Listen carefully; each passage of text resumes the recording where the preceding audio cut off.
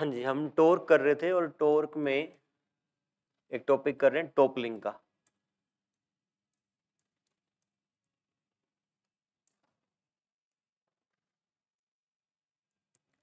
एक बॉक्स है और ये सरफेस आपका सफिशिएंटली रफ सरफेस है। इस सफिशिएंटली रफ सरफेस पे एक फोर्स लगाया गया है इस डायरेक्शन में। सफिशिएंटली रफ करने का मतलब है कि यहाँ पे फोर्स लगाओगे तो ये आगे नहीं जाएगा, ठीक है, आगे नहीं जाएगा। तो क्या ऐसा हो सकता है, आपने कभी ऐसे रियल लाइफ में देखा हो, कोई चीज है फोर्स लगाने से आगे तो मूव नहीं कर रही है, but after a certain magnitude of force वो पलट जाएगी। मतलब ऐसे लगाओगे फोर्स आगे नहीं खिसक रही, इस पॉइंट के अराउंड वो ऐसे टोपल कर गई, है ना। तो वो आप एफ की मिनिमम वैल्यू कितनी लगाएं, एफ मिनिमम कितना हो कि ये जस्ट टोपल कर जाए, ये हमें निकालना है। सफिशिएंटली रफ आपका सरफेस है, ठीक। इसके ऊपर कौन से फोर्स लग रहे होंगे? सबसे पहला फोर्स mg, दूसरा नॉर्मल रिएक्शन और तीसरा फ्रिक्शन फोर्स, ठीक है। ये 4 फोर्स लग रहे होंगे। चौथा ये है। अब ध्यान से देखें, अगर मैं इस पॉइंट के अराउंड टॉर्क लिखूं तो नॉर्मल का टॉर्क 0, mg का टॉर्क 0, उससे पास कर रहे हैं। इस ये वाला जो f है वो उसको घुमाएगा क्लॉकवाइज और ये वाला f भी उसको घुमाएगा क्लॉकवाइज। दोनों फोर्स यदि क्लॉकवाइज घुमा रहे हैं तो ये तुरंत टॉपल हो जाना चाहिए। आप थोड़ी सी भी वैल्यू लगाओ f की तो तुरंत टॉपल हो जाएगा, लेकिन ऐसा होता नहीं है। होता क्या है, जैसे जैसे आप ये फोर्स बढ़ाओगे this normal reaction start shifting towards right. वैसे भी अगर एक ब्लॉक रखा है, आप फोर्स लगाओगे तो देखना कि जो सरफेस है नीचे वाला, उस पे उस साइड वाले पार्ट पे फोर्स लगना शुरू हो जाएगा ज्यादा, है ना। यहाँ हल्का फील होगा, उस साइड भारी फील होगा। तो ये नॉर्मल रिएक्शन शिफ्ट होगा। फोर्स को और बढ़ाया, ये और शिफ्ट हो गया, फोर्स को और बढ़ाया, ये और शिफ्ट हो गया। तो जब तक ये शिफ्ट होता रहेगा तब क्या होगा, अब देखें आप, इस के कारण टॉर्क लिखेंगे। नॉर्मल रिएक्शन अब यहां तो है नहीं, वहां हो गया है, तो mg का टॉर्क 0, इन दोनों का, इस f का और इस f का फोर्स क्या है, क्लॉकवाइज है। और इस नॉर्मल का जैसे ही शिफ्ट हो जाएगा तो इसका ऐसे रहेगा। तो जब तक ये पूरा नॉर्मल यहां तक शिफ्ट नहीं हो जाता वो उसको बैलेंस कर रहा था, लेकिन जब वो लास्ट पॉइंट पे आ गया है, फोर्स उसके बाद बढ़ाओगे तो वो नॉर्मल रिएक्शन आगे शिफ्ट नहीं कर सकता, एक लिमिटिंग केस आ गया है। अब इस पॉइंट पर उसके बाद आप हल्का सा भी फोर्स बढ़ाओगे तो टॉर्क क्लॉकवाइज वाली बढ़ जाएगी और ये वाली नहीं बढ़ पाएगी क्योंकि डिस्टेंस नहीं बढ़ पाएगा, ठीक है। इन दैट केस जब आपका नॉर्मल रिएक्शन यहाँ पे शिफ्ट हो गया है, उस पॉइंट पे जस्ट टोपलिंग होगी, ठीक है। तो अब यहाँ पे 2 डायमेंशन और दे रखे हैं आई थिंक। ये लेंथ आपकी b है और ये लेंथ आपकी a है। जब ये इस पॉइंट पे आ गया है, मैं जस्ट टोपलिंग का डायग्राम बनाऊं तो चारों फोर्स कहां लग रहे हैं, mg यहां पे, नॉर्मल रिएक्शन यहां पे, फोर्स यहां पे और आपका फ्रिक्शन फोर्स यहां पे। तो आप देखो, जब तक जस्ट टोपल हुआ है, टोपलिंग शुरू नहीं हुई है, तो वहां तक क्या आपका ब्लॉक मूव कर रहा था, मूव नहीं कर रहा था। रोटेट कर रहा था, नहीं कर रहा था। तो टोपलिंग के जस्ट पहले तक नेट फोर्स भी 0 था और नेट टॉर्क भी 0 था। तो जस्ट टोपलिंग के केस पे हम नेट फोर्स 0 मान लेते हैं और नेट टॉर्क भी 0। तो आप देखिए, अब नेट फोर्स तो आपका, इसका मतलब है ऊपर नीचे वाले फोर्स बराबर होंगे, तो mg और नॉर्मल रिएक्शन बराबर होंगे। और अगर ये वाले दोनों फोर्स देखें तो F बराबर है F, ये दोनों इक्वेशन वैलिड होंगी। इसके बाद लेट्स राइट डाउन टॉर्क। जो पॉइंट में आप कन्वे करूंगा इट इज वेरी इंपॉर्टेंट। जब भी आपको टॉर्क लिखनी हो तो आप ऐसा पॉइंट चूज करिए जिस पॉइंट के through maximum number of forces pass करती हो। ऐसा क्यों? क्योंकि उस केस में उन दोनों का टॉर्क 0 हो जाएगा, तो बाकी आपके कम कंपोनेंट बचेंगे टॉर्क लिखने वाले। तो मैं यहां पर इस पॉइंट के अराउंड टॉर्क लिख रहा हूं, क्योंकि इसके थ्रू दो फोर्स पास कर रहे हैं, नॉर्मल रिएक्शन और फ्रिक्शन फोर्स, दोनों का टॉर्क हो गया 0। अब ये वाला mg वाला फोर्स है वो उसको एंटी क्लॉकवाइज घुमाएगा, और जो f वाला फोर्स है वो उसको क्लॉकवाइज घुमाएगा। तो आप टॉर्क निकाल लो, इस फोर्स की टॉर्क कितनी होगी इस पॉइंट के अराउंड। उसके लिए क्या करते हैं हम, जहां फोर्स लग रहा है उसके पैरेलल एक लाइन ड्रॉ कर लेते हैं, और वहां से एक परपेंडिकुलर डिस्टेंस निकाल लेंगे। तो मैंने बताया था ना, torque is r perpendicular into f, है ना। तो यहां पे r परपेंडिकुलर माने इससे परपेंडिकुलर डिस्टेंस, और वो डिस्टेंस b है, तो टॉर्क हो गया f इंटू बी। ये इसका टॉर्क हो गया, किस साइड हुआ ये, क्लॉकवाइज। अब आप देखें बच गया किसका, mg का। mg का एंटी क्लॉकवाइज होगा,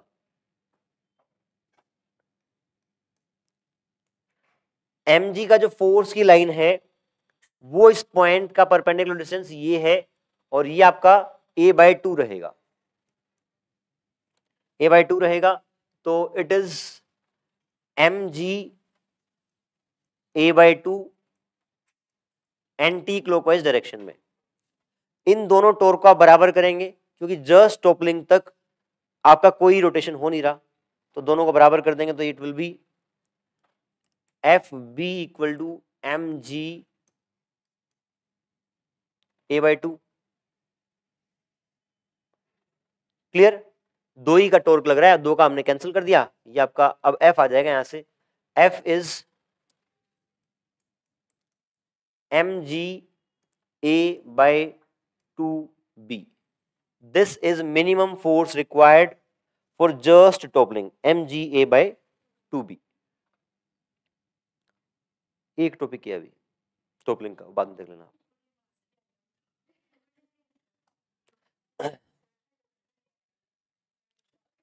आगे बढ़े, ठीक है। यहां दो छोटे छोटे एग्जांपल और आप ध्यान रख सकते हैं। जब हम किसी मोड़ पे मुड़ते हैं स्कूटी, क्या स्कूटी को बेंड करते हैं क्या, क्यों करते हैं, टोपल ना हो जाए। तो उसको क्या मैथमेटिक्स उसका बता सकते हैं, ये टॉर्क बैलेंस होगी, अगर स्ट्रेट जाएंगे तो इसलिए पलट जाएंगे। देखिए दो कंडीशन है आपकी, एक में आप ऐसे स्ट्रेट बेंड कर जाएं, मतलब स्ट्रेट मूव रोटेट कर जाएं, और दूसरे में आपकी स्कूटी ऐसे बेंड हो। डायग्राम समझ रहे हैं, आपका ये मोड है और आपने ऐसे खड़े खड़े मोड़ा एक तो, और एक आपने बेंड करके मोड़ा। जब आपने ऐसे खड़े खड़े मोड़ा तो इसके ऊपर लगने वाले फोर्स बताएं। पहला फोर्स तो mg, दूसरा नॉर्मल रिएक्शन, कोई और फोर्स लगेगा क्या। हाँ, अगर ये सर्कल में मूव कर रही है तो सर्कल के सेंटर की तरफ कोई ना कोई फोर्स होना जरूरी है। कौन लगाएगा, फ्रिक्शन। तो फ्रिक्शन ऐसे रहेगा। अगर इस पॉइंट के अराउंड में टॉर्क लिखूं तो इसका टॉर्क 0, इसका टॉर्क 0, फ्रिक्शन का बच जाएगा, friction will topple it outside, बाहर की तरफ गिर जाएगा। यहां पे देखें, एक फोर्स mg ऐसे, नॉर्मल रिएक्शन जहां पे कांटेक्ट पॉइंट है वहां पे लगेगा, और फ्रिक्शन फोर्स ऐसे। अब देखें सेंटर, इस पॉइंट के अराउंड टॉर्क लिखेंगे तो इसका 0 mg का, और फ्रिक्शन वाला उसको घुमाएगा कैसे, क्लॉकवाइज, और नॉर्मल रिएक्शन एंटी क्लॉकवाइज, दोनों का टॉर्क बैलेंस हो जाएगा और ये गिरेगा नहीं। ठीक है,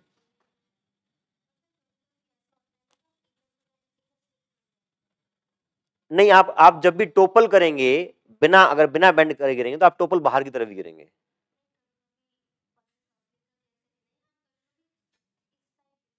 तो ऐसा होता है, आप ये प्रैक्टिकल कर सकते हैं, सर्दी की बात कर लेना, तो सर्दी के में वो खरून ज्यादा दिन में वो आएगा। देखो ऐसा मैं बताऊंगा क्या होगा, जब आप बेंड करेंगे ना तो आपको लगता है कि आप इस साइड गिर गए, बट वो आपकी स्कूटी स्किड बाहर की तरफ करेगी। जब भी आप मोड़ पे गिरोगे ना स्किड करके, तो जो आपका सर्कल था, आपकी स्कूटी उस सर्कल के बाहर की तरफ स्किड करेगी, है ना। कभी भी ऐसा नहीं होगा, फॉर एग्जाम्पल आप अगर इस ऐसे ऐसे मूव कर रहे हैं, तो स्कूटी स्किड करके ऐसे गिरेगी, ऐसे बात ऐसे। ठीक है, आगे बढ़ते हैं। टोर के कॉन्सेप्ट के बाद चलते हैं मोमेंट ऑफ इनर्शिया पे।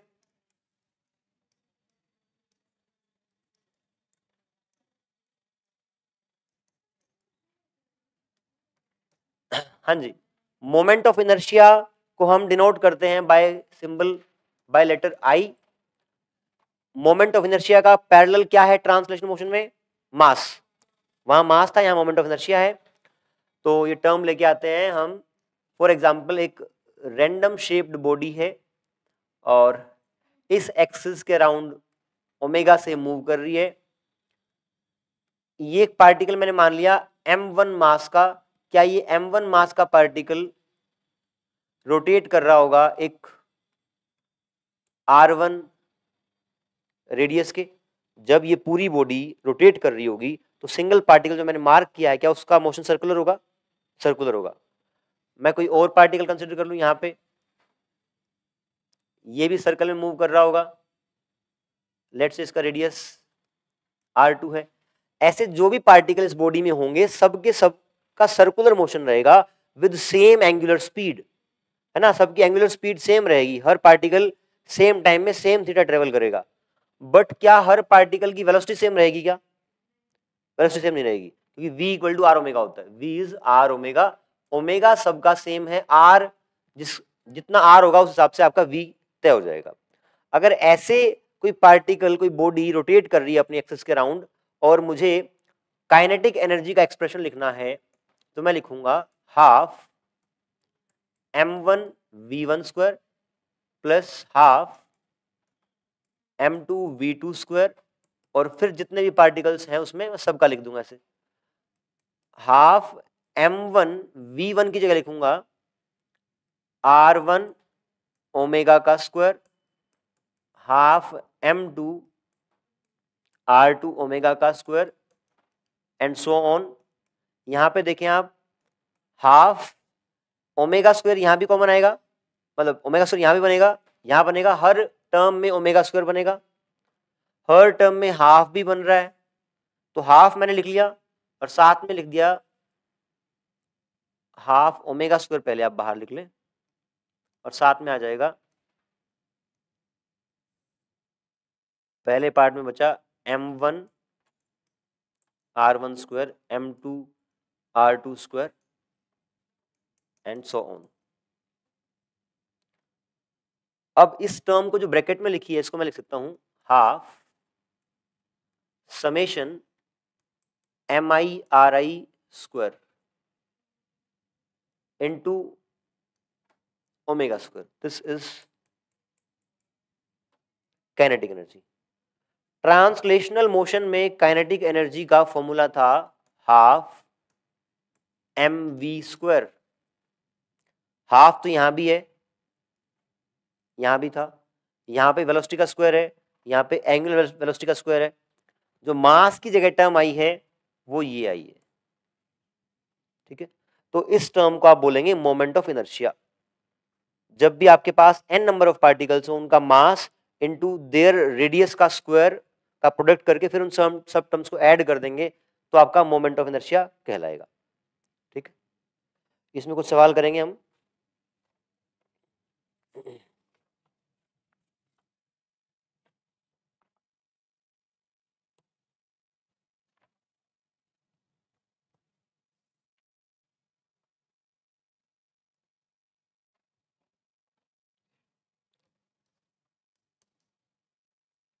चार पार्टिकल्स हैं, ये ओरिजिन है, यहां से ये ओरिजिन है, ये 1 मीटर, 2 मीटर, 3 मीटर, 4 मीटर। यहाँ पे 1 kg का पार्टिकल रखा है, यहाँ पे 2 kg, 3 kg और 4 kg। चार पार्टिकल्स हैं इस तरीके से। आपको मोमेंट ऑफ इनर्शिया, और हर डिस्टेंस ये कितना है? 1 मीटर।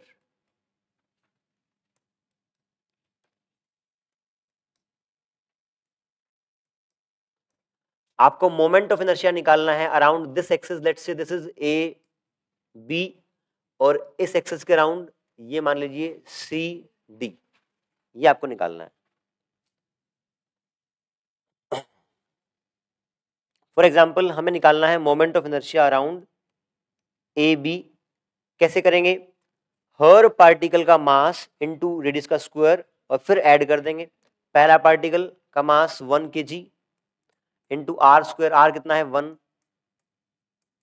सेकेंड 2, मास कितना है 2, आर कितना है, अब 2 हो जाएगा रेडियस, 2 का स्क्वायर, फिर है मास आपका 3 kg, 3 का स्क्वायर और फिर 4, 4 का स्क्वायर, ये 1, 4 दूनी 8, 3 के 9 27 और 16 चौक 64। बताएं ऐड करके कितना आया? पक्का 100 kg मीटर स्क्वायर। ये आपका मोमेंट ऑफ इनर्शिया आ गया अराउंड ए बी। सिमिलरली अगर सी डी निकालना हो, फिर आपके डिस्टेंसेस सी डी से मेजर होंगे। कहने का मतलब ये पार्टिकल आपका 1 मीटर पे रहेगा, ये भी 1 मीटर पे रहेगा और ये आपका 2 मीटर पे हो जाएगा। तो moment of inertia around C D, क्या इस मास का जो 3 kg वाला मास है, इसका moment of inertia around this C D axis is 0, क्योंकि उसका डिस्टेंस नहीं है वहां से, आर 0 हो गया। बाकी का आप लिख लें, पहले लिख लें 1 का, 1 इंटू डिस्टेंस कितना है 2 का स्क्वायर प्लस फिर आपका 2 kg है, डिस्टेंस कितना है 1, फिर आपका 3 kg का 0 हो गया। लिखना चाहें तो आप 3 इंटू 0 का स्क्वायर कर लें और फिर 4 इंटू,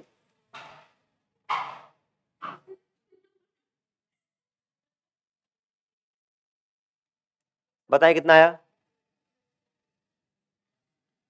10 आएगा शायद मेरे हिसाब से, 10 आएगा। 4 वहां से आ गया, 2 यहां से, 6 और 4 10, 10 kg मीटर स्क्वायर, ये आपका आंसर आ जाएगा।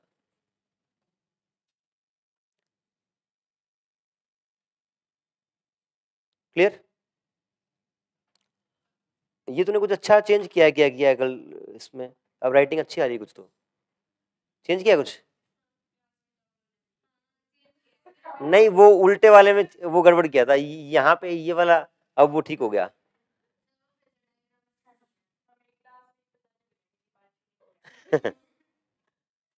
ठीक, आगे बढ़ते हैं। ठीक है, अगला सवाल लिखें, बढ़िया सवाल है। 4 bodies 5 kg, 2 kg, 3 kg and 4 kg are placed at 0 0 0 2 0 0 3 0 0 3 0 and -2 -2 0। ये 4 पार्टिकल जिनका मास गिवन है, इनको इन कोऑर्डिनेट्स पे रखा गया है। You have to find out moment of inertia around X axis, moment of inertia around Y axis and moment of inertia around Z axis. अच्छा सवाल है, इमेजिनेशन चाहिए 3D की।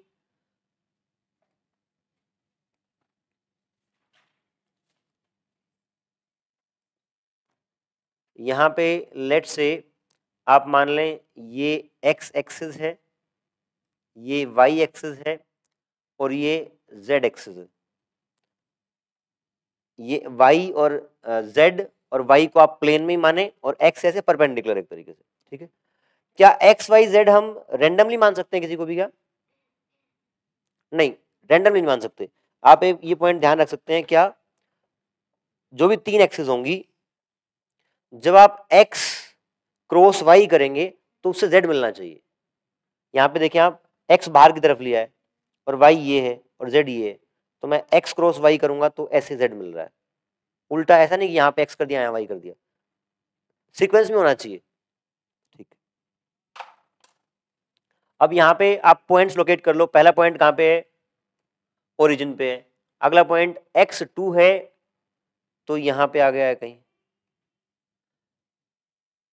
हाँ जी। उससे अगला 0,3 मतलब y पे है,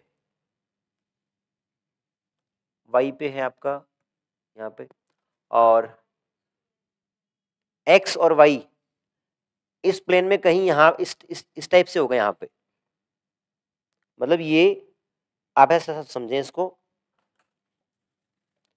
ये x था, ये y था और ये z था, तो x is positive, x positive इस साइड रहेगा, y नेगेटिव है इस साइड, मतलब यहां मैंने गलत बनाया इसका मतलब ये कहीं तो एक्स वाई प्लेन में x पॉजिटिव है तो यहां आ गया कहीं, और y नेगेटिव है यहां रहेगा ये पॉइंट कहीं, ठीक है। तो हम इंडिविजुअली निकालते हैं, सबसे पहले आई एक्स निकालते हैं, मासेस भी लिख लेते हैं। इसका मास, सेंटर वाले का मास कितना है 5 kg, फिर हमने बनाया है एक्स वाला 5 kg, 2 kg, 3 kg, और जो यहां बनेगा वो होगा 4 kg। एक्स एक्सिस के राउंड लिखना है, एक्स एक्सिस के राउंड लिखेंगे तो ये पार्टिकल जो ओरिजिन पे है इसका मोमेंट ऑफ इनर्शिया 0, जो खुद एक्स एक्सिस पे लाई करेगा उसका 0, ठीक है। एक्स एक्सिस आपकी ऐसे है, और ये तीसरा पॉइंट जो है वो इससे कितनी दूर है, हाँ जी 3 kg का आपका ये जो डिस्टेंस है वो 3 है, तो आप करेंगे इसमें जब आई एक्स लिखेंगे तो 3 इंटू 3 का स्क्वायर।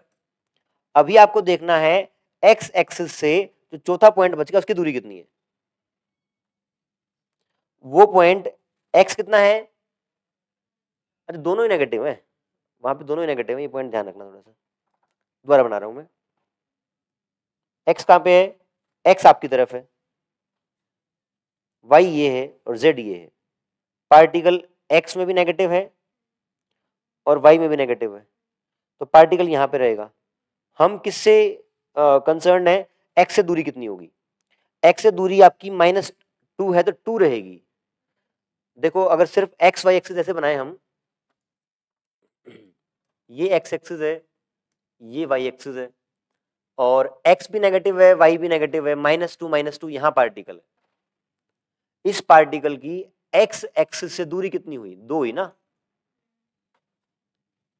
2 ही, तो चौथे पार्टिकल की दूरी कितनी हुई 2, मास कितना है उसका 4, 4 इंटू 2 का स्क्वायर, बताएं कितना आया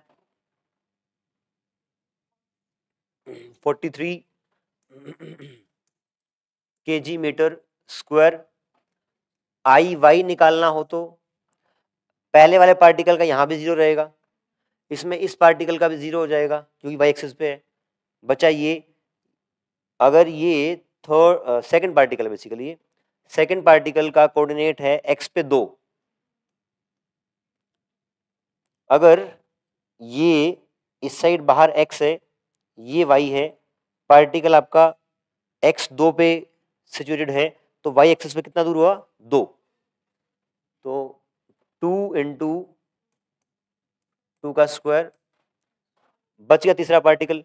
तीसरा पार्टिकल y एक्सिस से कितना दूर होगा, देखो आप 2 ही दूर होगा क्योंकि -2 है, तो y एक्सिस से वो 2 ही दूर है, तो फोर्थ पार्टिकल इज कितना आया 24 kg metre square.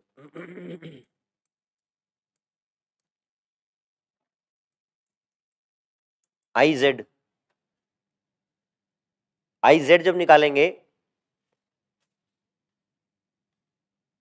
I Z पे ये पार्टिकल हट जाएगा, इसका नहीं रहेगा ओरिजिन पे। आई जेड से ये पार्टिकल कितनी दूर होगा 3, और ये पार्टिकल 2। देखिए आप एक्स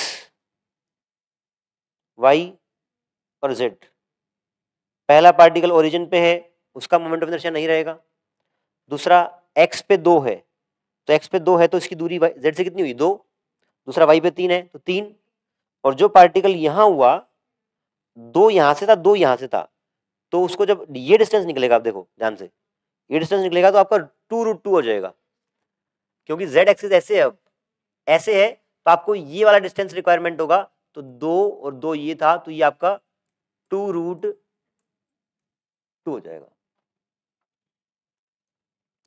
तो आप बोल सकते हैं इसमें I Z is equals to, पहले का 0, दूसरे का 2 डिस्टेंस है, मास कितना है 2, 2 का स्क्वायर, तीसरे का मास 3 kg, 3 स्क्वायर प्लस 4 इंटू 2√2 का स्क्वायर।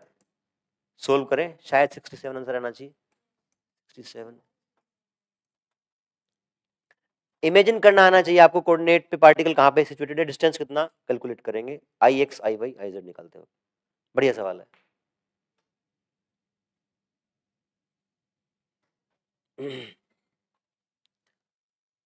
हाँ जी, इसके बाद आपका moment of inertia of continuous bodies. अभी तक हमने देखा डिस्क्रीट बॉडीज का moment of inertia of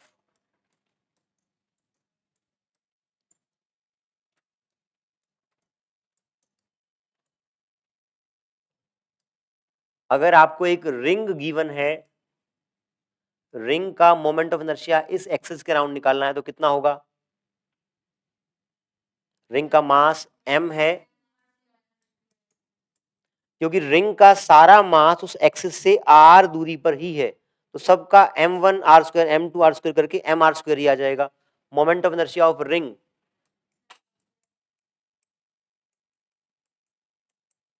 m r square. अगर डिस्क की बात करें, कैसे निकालते हैं? नहीं, बड़ा तरीका नहीं है बिल्कुल भी।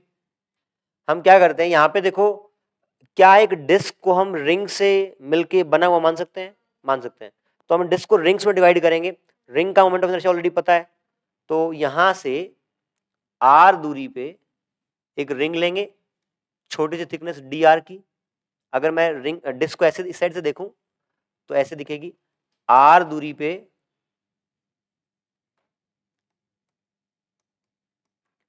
dr थिकनेस की रिंग लूंगा। तो मैं पहले टोटल मास, अगर इसका m है, रेडियस r है, तो सबसे पहले इस छोटी सी स्ट्रिप का मास निकालूंगा, इनटू ये छोटे वाला r स्क्वायर कर दूंगा, मोमेंट ऑफ इनर्शिया इसका आ जाएगा, फिर उसको इंटीग्रेट कर दूंगा, क्योंकि ऐसी बहुत सारी रिंग होंगी, तो उसका आंसर आता है m r square by 2। Derivation करने की जरूरत है क्या? तो ये आपका मोमेंट ऑफ इनर्शिया आई आता है डिस्क के केस में। फिर आपका आता है होलो शेल।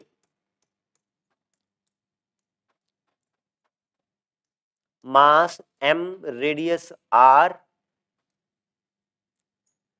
इसके अराउंड अगर आपको मोमेंट ऑफ इनर्शिया निकालना है, तो हम क्या इसमें भी क्या करेंगे, इसको रिंग से मिलके बना हुआ मानेंगे।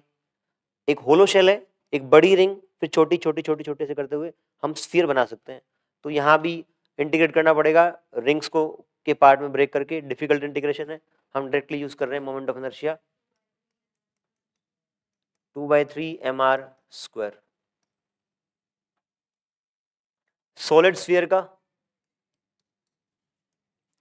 सॉलिड स्फीयर को क्या मान सकते हैं? सॉलिड स्फीयर को आप मान सकते हैं कि वो होलो शेल से मिलकर बना हुआ है, एक होलो शेल, उसके ऊपर एक और एक और एक और ऐसे करके होलो शेल से मिलकर बना हुआ है। तो वैसे आप इंटीग्रेट करेंगे तो moment of inertia comes out to be 2/5 mr square.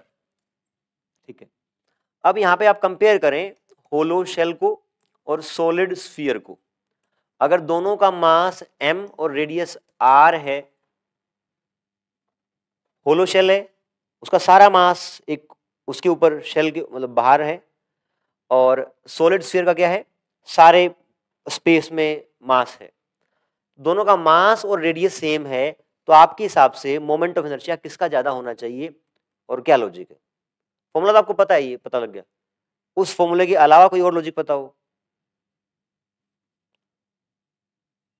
Moment of inertia of hollow shell will be more. Why? क्योंकि सारा मास बाहर की तरफ है, उसका आर दूर है, और उसी मास को जब आप अंदर डिस्ट्रीब्यूट करेंगे तो उस मास का आर घट जाएगा, तो स्मॉल जब mr² करेंगे तो होलो शेल का ज्यादा आएगा as compared to solid sphere.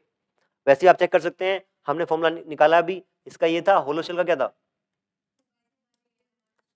2/3 mr², ये आपका हो गया 0.66 mr², और ये आपका क्या है 0.4 mr²।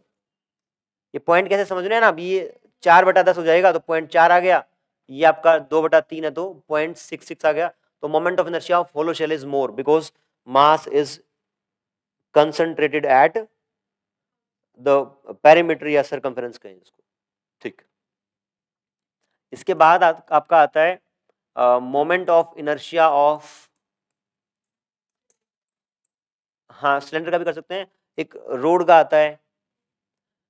अगर एक सिंपल रोड है जिसका मास m है, लेंथ l है, you have to calculate moment of inertia around this axis. तरीका क्या है, आप x दूरी पे एक dx थिकनेस का एक छोटा सा एलिमेंट लेते हैं, पूरे का मास m है तो पहले इसका मास निकालते हैं, x² से मल्टीप्लाई करते हैं, मोमेंट ऑफ इनर्शिया आ गया छोटे से पार्ट का, फिर आप ऐसे करके सारे पार्ट्स को ऐड कर देंगे तो आपका आता है मोमेंट ऑफ इनर्शिया कितना ml²/3, ठीक है। सॉलिड सिलेंडर का या होलो सिलेंडर का बताओ। होलो सिलेंडर है एक, उसका मास m है, रेडियस r है, तो mr²। क्या होलो सिलेंडर को मैं पिचका के रिंग बनाऊं तो क्या मोमेंट ऑफ इनर्शिया सेम आएगा? क्यों? क्योंकि आपने जब पिचकाया है तो किसी भी मास का r नहीं बदला है, r नहीं बदला है तो मोमेंट ऑफ इनर्शिया सेम आना चाहिए, तो mr² आएगा होलो सिलेंडर का। सॉलिड सिलेंडर का mr²/2। क्या सॉलिड सिलेंडर को पिचका के डिस्क बना सकता हूं, क्योंकि वहां भी जो पॉइंट आप पिचका रहे हैं उसकी दूरी चेंज नहीं कर रहे हैं, तो आपका mr²/2 ही रहेगा इसका भी, ठीक। एनुलर डिस्क का भी है, देख लें एनुलर डिस्क का कैसे करते हैं।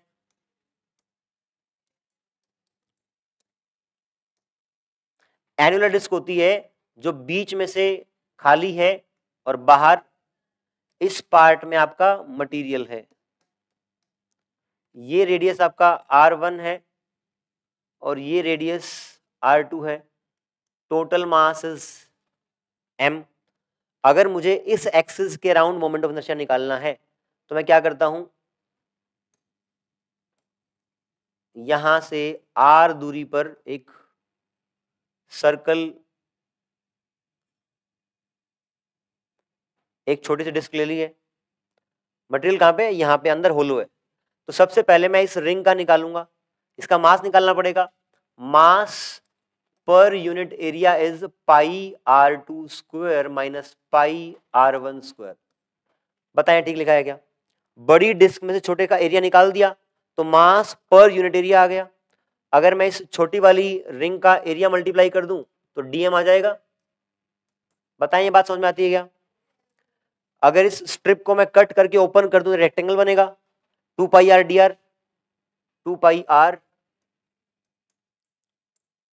dr, पाई कॉमन लेके आप कैंसिल कर सकते हैं, तो ये आपका आ गया dm is equals to m/r2² minus r1² 2r dr। ये आपका इस रिंग का मास आ गया।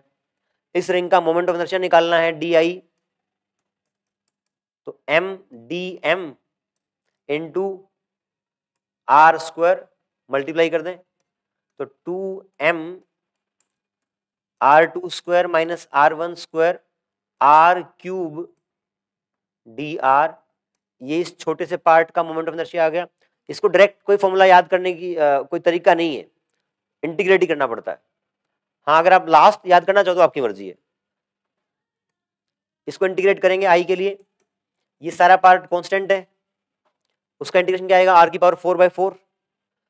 इसका इंटीग्रेशन जो है वो r⁴ आएगा। वैल्यूज पुट करेंगे तो r1 की बड़ा कौन सा है r2, r2 की पावर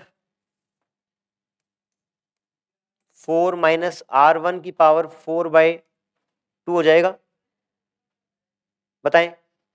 अब इस टर्म को देखें ध्यान से, जो पहले वाला टर्म है 2m R2 square minus R1 square, और जो इधर टर्म बचा है उस टर्म को, यहाँ 4 आएगा शायद, ये 4 आएगा, तो ये 4 मैंने यहां बाहर लिख लिया है। ठीक है, अब वो R2 की पावर 4 उसको मैं लिख रहा हूं R2 की स्क्वायर का स्क्वायर R1 का स्क्वायर का स्क्वायर। ऐसा करने का क्या मतलब है, इसको अगर मैं a मानूं तो a square minus B square होता है a plus B into A minus B. तो यहाँ पे R2 square plus R1 square R2 square minus R1 square. जब इस टर्म को मैं यहां लिखूंगा तो एक टर्म ऐसी ऐसी नीचे है वो कट जाएगी, ऊपर क्या बचेगा, R2 का स्क्वायर प्लस R1 का स्क्वायर, साथ में ये एक 2 ये कट गया, तो आपका ये आंसर आ गया है।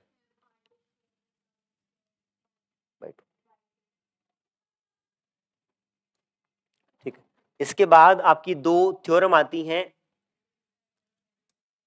Parallel axis theorem and perpendicular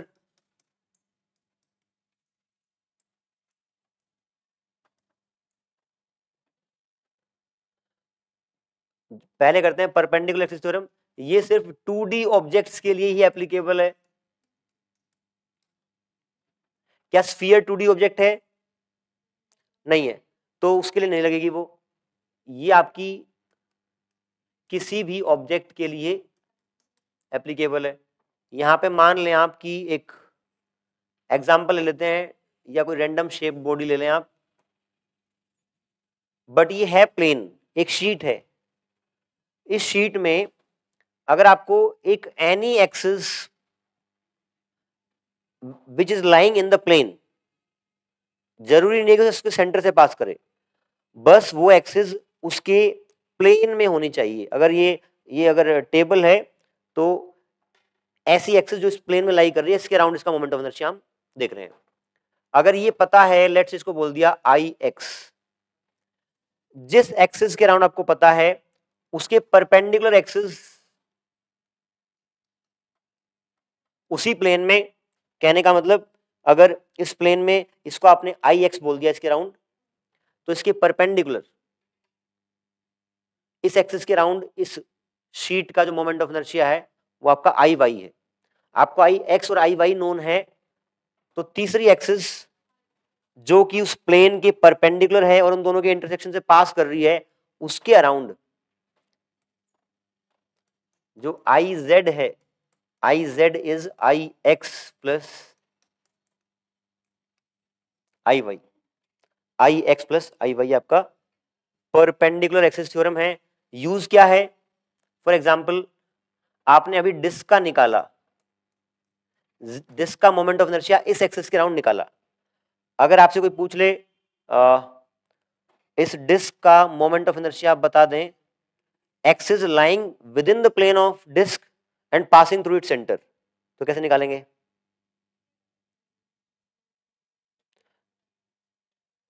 देखो आप इसको मान लिया आई एक्स, एक और एक्सिस के परपेंडिकुलर मान ली आई वाई। क्या यहां पे आई एक्स और आई वाई बराबर रहेंगे? क्योंकि आप एक डिस्क है, इस एक्सिस के राउंड रोटेट कराओ या इसके राउंड रोटेट कराओ, सेम बात है, सिमेट्री है। तो आई एक्स आई वाई बराबर रहेंगे, तो आप लिख दो 2ix is equals to I Z, और आई जेड के राउंड आपको पता है कितना, एम आर स्क्वायर बाई 2।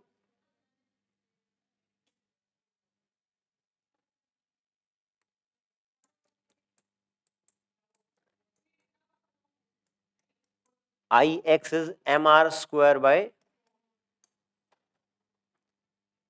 ये रहेगा आपका। ठीक है, ये उसकी यूटिलिटी हो गई एक तरीके से। अब देखते हैं पैरेलल एक्सिस थ्योरम क्या है।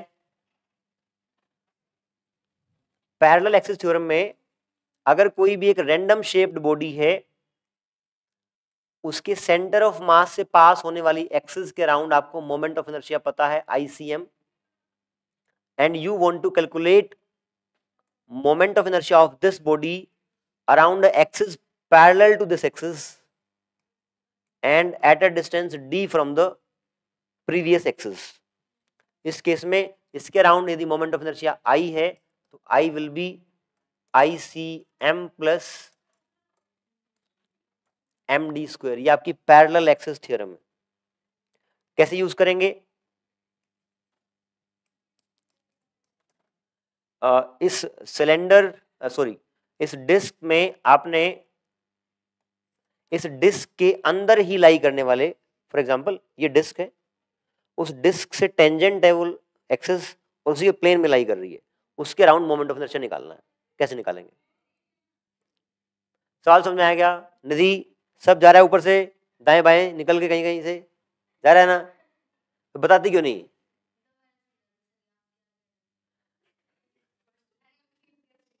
एक डिस्क है, डिस्क के प्लेन में ही एक्सिस है और उसको एक टेंजेंट टच कर रही है. जैसे अगर ये डिस्क है आपकी, तो इस डिस्क के प्लेन में ही है और टेंजेंट, इसको गोल मान लो आप, और टच कर रही है उसको एक्सिस, उसके अराउंड मोमेंट ऑफ इनर्शिया निकालना है. हाँ जी, डी तो आर हो जाएगा, तो एम आर स्क्वायर तो वो हो गया. और एक ऐसी ICM कितना होगा? बाय 4. ICM डिफरेंट हो सकते हैं. ICM क्या है? एक ऐसी एक्सिस जो सेंटर ऑफ मास से पास कर रही है. अगर डिस्क ऐसे है तो ये एक्सिस भी सेंटर ऑफ मास से पास कर सकती है, ये भी हो सकती है, लेकिन जो उसके टेंजेंट है हमें उसके पैरेलल चाहिए ICM. तो अगर ये वाली चाहिए, हमने अभी निकाला था, वो MR स्क्वायर बाय 4 होता है.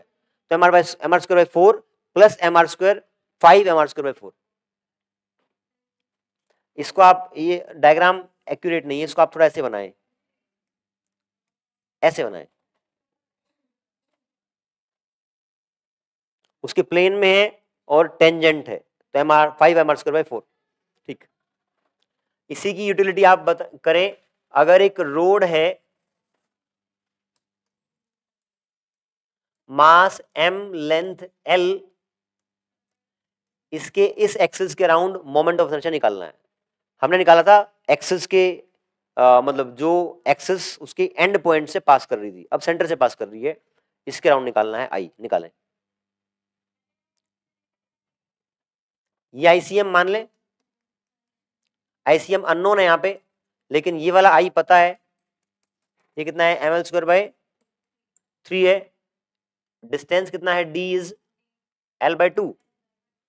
तो आप लगाएं I equal to ICM plus ML by 2 का होल स्क्वायर. I पता है कितना है? ML square by 3 minus ML square by 4 is ICM. Solve करेंगे, ML स्क्वायर बाय 12 आपका आंसर आ जाएगा.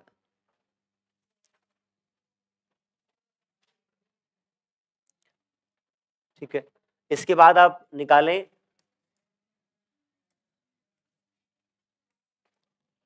ये एक शीट है, मास M, लेंथ L मान लें, ब्रेथ B मान लें, moment of inertia around this axis passing through centre of the sheet and lying inside the plane of sheet. वीनू फास्ट हो रहा है क्या? फास्ट हो रहा? नहीं फास्ट हो रहा है क्या?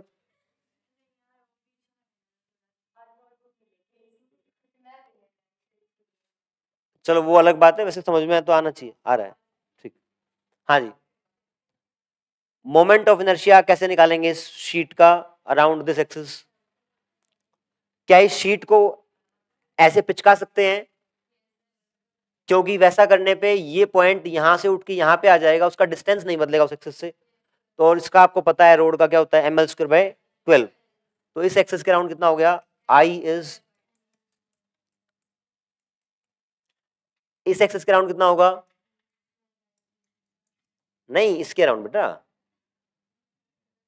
ये एंड के थ्रू ना थोड़ी ना पास हो रही है, ये तो बीचों बीच ही पास हो रही है, अब आप इसको ऐसे पिचकाएंगे, ऐसे पिचकाएंगे तो ये लेंथ कितनी है b, mb²/12। अगर शीट के इसके राउंड में पूछूं, इस एक्सिस के राउंड, ये शीट आपकी रेक्टेंगुलर शीट इस एक्सिस के राउंड,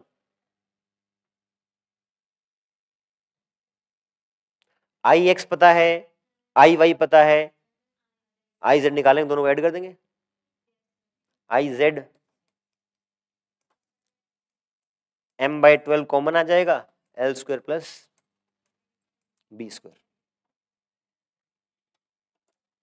ये आपका आ गया moment of inertia of continuous bodies.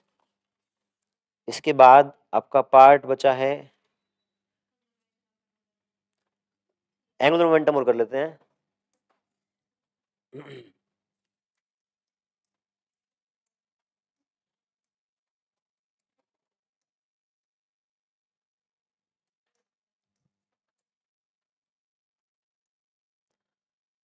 जैसे आपका मोमेंटम है लीनियर ट्रांसलेशनल मोशन में, ऐसे आपका यहाँ पे एंगुलर मोमेंटम है। एक फॉर्मूला आप ऑलरेडी पढ़ चुके हैं, क्या? L is equals to I omega, जैसे आप P इक्वल टू mv था, ऐसे आई ओमेगा यहाँ पे। एक फॉर्मूला इसका और आता है, L is equals to R cross P। जैसे आपने टॉर्क निकाला था, torque is equals to R cross F, ऐसे ही एंगुलर मोमेंटम का एक फॉर्मूला और है। जो आपके न्यूमेरिकल्स में मेन काम आएगा वो आएगा ये वाला फॉर्मूला, पहले वाला। ये भी आपको याद रखना है, ये ज्यादा काम आएगा। अगर टॉर्क एक्सटर्नल 0 है, किसी ऑब्जेक्ट के ऊपर एक्सटर्नल टॉर्क 0 है, तो क्या उसका एंगुलर मोमेंटम कंजर्व रहेगा? हाँ जी, जैसे लास्ट उसमें था, अगर टॉर्क एक्सटर्नल 0 है तो angular momentum will be conserved।